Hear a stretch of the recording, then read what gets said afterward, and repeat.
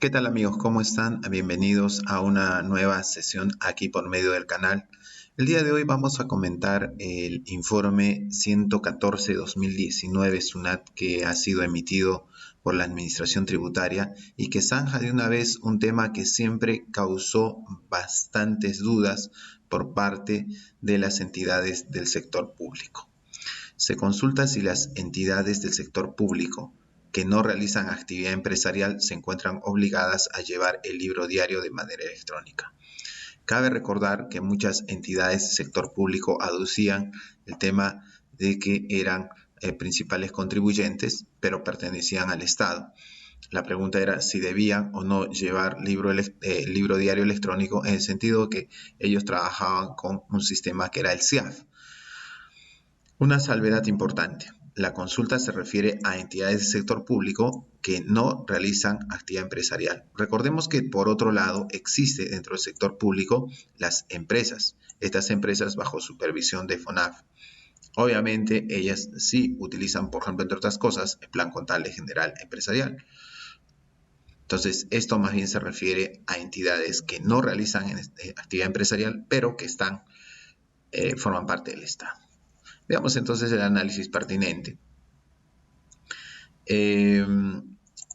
Hay el artículo 87 del Código Tributario, obviamente establece una obligación por parte de los administrados de llevar libros de contabilidad u otros libros y registros exigidos por leyes, reglamentos o por resoluciones de SUNAT, ¿no? Ahora, el artículo 62 del numeral 16 faculta a la SUNAT para regular por medio de resolución de superintendencia todo este tema es llevado. Cabe recordar que la resolución madre de este tema es la resolución 234-2006 SUNAT para el tema de lo físico, pero luego a través de diferentes resoluciones se está regulando el tema de los libros electrónicos. Ahora, cabe recordar que esta obligatoriedad de llevar los libros está sujeta a tramos. Desde el punto de vista del artículo 65 de la Ley del Impuesto a la Renta, dispone que tratándose de rentas de tercera categoría, cuyos ingresos brutos anuales no superan las 300 UITs, es decir, acá hacemos referencia a algo muy especial, se llama la contabilidad simplificada. Deben llevar ventas, compras y diario de formato simplificado, de acuerdo a las normas de materia.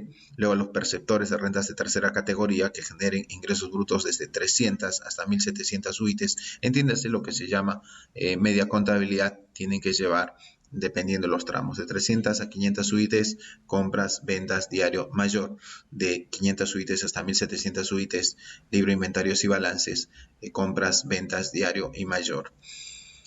Entonces, de esa manera se va clasificando los tramos. Perfecto. Ahora, la resolución de superintendencia que regula el tema nos dice, puede establecer características, requisitos e información mínima con respecto a libros y registros contables. Esto de acá, y es algo que hay que tener muy en cuenta, se refiere a un tema de formalidad. Y esto se refiere a las reglas de llevado. La administración tributaria siempre te va a regular el tema del llevado. Sin embargo, hay que tener cuidado con el tema de los libros electrónicos. Por otro lado, tratándose de la resolución de superintendencia que se refiere al sistema de libros electrónicos, establece una obligatoriedad con respecto a anexo. Nosotros tenemos a la fecha 2 anexos para trabajar el tema de libros electrónicos. Esto se refiere a los principales contribuyentes. Anexo 5 para todos los PRICO en general y anexo 6 para los PRICO de Intendencia Nacional de Principales Contribuyentes que superan el tema de 3.000 UITs a nivel de ingresos. Entonces nos dice que en el caso de anexo 5 y eres PRICO, tienes que llevar un libro diario de manera electrónica. Entonces se observa que únicamente los perceptores de tercera categoría, esa es la primera condición, designados como principales contribuyentes, se encuentran obligados a llevar, entre otros, libros vinculados a asuntos tributarios, entre ellos el libro diario de manera electrónica. Cabe recalcar acá un punto fundamental, que son perceptores de rentas de tercera categoría, aparte de ser PRICOS. Muy bien. Por otro lado, hay que recordar que tanto el artículo 18 como el artículo 19 nos presentan situaciones en las cuales no alcanza el tema del impuesto a la renta. Particularmente el artículo 18 hace referencia a la inafectación y en el caso del artículo 19 el tema de exoneración. Bien, el artículo 18 que se refiere al tema de inafectación nos señala en el inciso A que está inafecto el sector público nacional. Pero nos plantea un pequeño detalle que siempre hay que tener en consideración, con excepción. O sea, está inafecto todo el sector público nacional, con excepción de ¿quién? Con excepción de las empresas conformantes de la actividad empresarial del Estado. ¿Ya? Entonces, el sector público nacional, al estar inafecto, obviamente no es sujeto pasivo del impuesto a la renta. Pero las empresas del Estado, supervisadas por FONAFE, ellas sí son sujetos del impuesto y deberían cumplir con llevar un libro diario en formato electrónico. Entonces, si bien es cierto, te estoy adelantando la conclusión, vamos a reforzar con los dos siguientes párrafos.